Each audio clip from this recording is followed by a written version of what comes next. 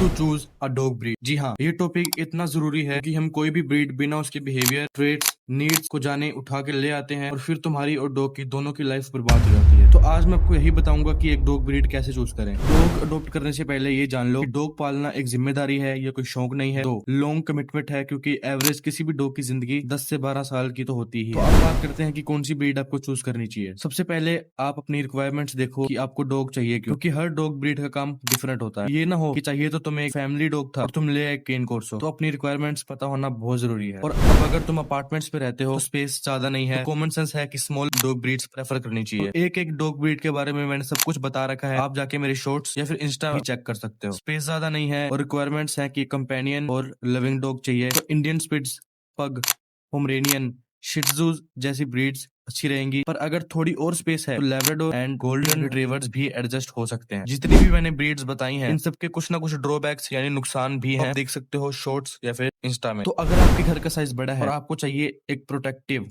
Guard dog क्योंकि घर बड़ा है, तो जर्मन शेफर्ड्स, रोटवाइलर, डोबरमैन जैसी ब्रीड्स सही रहेंगी। बट इनकी एक्सरसाइज एंड ट्रेनिंग नीड्स होती हैं, तो टाइम तो चाहिए। अगर इन्हें एक्सरसाइज, ट्रेनिंग और सोशलाइज ना किया जाए तो अग्रेसिव भी हो सकते हैं और फिर ब्रीड को ही बदनाम कर दिया जाता है। जबकि गलती हमारी होती है कि हम बिना उसके बिहेवियर एंड नेचर को जानने के बिना यूज ले आए। बहुत घरों में बच्चे होते हैं और वो डॉग की डिमांड करते हैं। वो तो अभी छोटे हैं, पर जो उनको डॉग लेके दे रहे हैं उनको पता होना चाहिए कि कौन सी ब्रीड अच्छी रहेगी। लैब्राडोर, गोल्डन रिट्रीवर, बीगल, पग, शिट्जू जैसी ब्रीड्स अच्छी रहेंगी। बट आपको हमेशा सुपरवाइज करना है क्योंकि हर एक डॉग सेम नहीं होता। अपने बच्चों को भी डॉग की रिस्पेक्ट करना सिखाना चाहिए। कोई भी ब्रीड चूज करनी है तो इन फैक्टर्स को जरूर देखना। Temperature, husky, Saint Bernard, Tibetan mastiff, chow chow जैसी ब्रीड्स तो भूल जाओ अगर आपके यहाँ टेम्परेचर ज्यादा रहता है। दो, space, small house, small breeds, big house, big breeds, as simple as that. Three, finance, ये बहुत इंपॉर्टेंट फैक्टर है। तुम्हें मेक श्योर करना है कि कोई भी ब्रीड लेने से पहले आपको पता होना चाहिए कि एक डॉग का खर्चा कितना आएगा। ये सीरीज मैंने स्टार्ट की थी जिसमें मैंने बताया था कि ब्रीड वाइज